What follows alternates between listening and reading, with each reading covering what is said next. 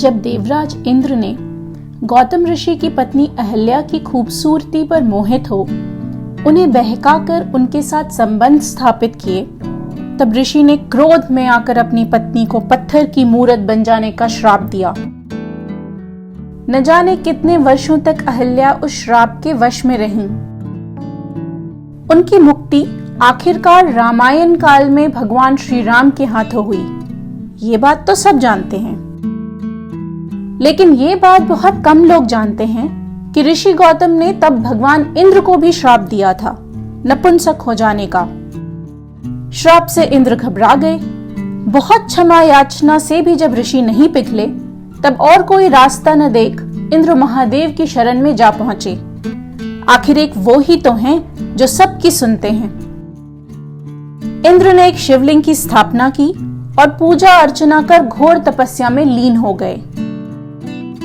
कई वर्षों की तपस्या के बाद शिव प्रसन्न हुए और इंद्र को फाइनली ऋषि के श्राप से मुक्ति मिली। कर्नाटक के कोलार जिले में शिव का एक अद्भुत मंदिर है। मंदिर की खासियत, अरे अभी तो थोड़ी देर पहले ही आपको कहानी सुनाई थी ऋषि गौतम, देवराज इंद्र और अहल्या की। तो यही तो है वो मंदिर जहां शिव की पूजा कर इंद्र को श्राप से मुक्ति मिली थी।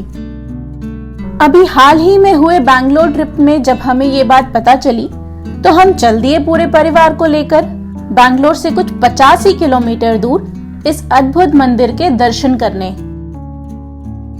पूरे परिवार के साथ इस सफर का आनंद ही कुछ और था। पहुंचकर जो देखा वो अतुलनीय था।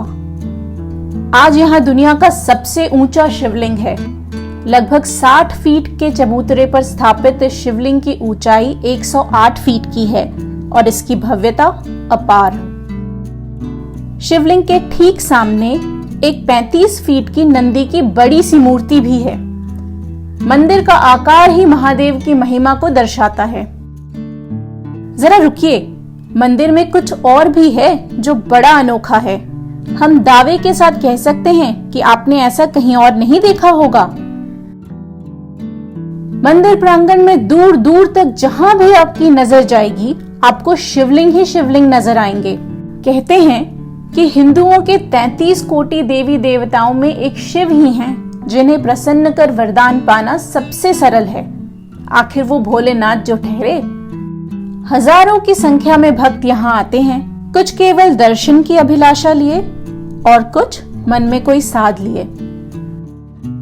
मंदिर के प्रांगण में लगे एक पुराने पेड़ में लाल पीले धागे बांध मन्नत मांगी जाती है और मनोकामना पूरी हो जाने पर प्रथा के अनुसार भक्त यहाँ लौटकर एक शिवलिंग की स्थापना करते हैं। यही कारण है कि आज 2-3 एकड़ में फैले हुए इस मंदिर परिसर में आपको छोटे बड़े लगभग 1 करोड़ शिवलिंग दिखेंगे और यहीं से इसका नाम पड़ा कोटिलिंगेश्वर।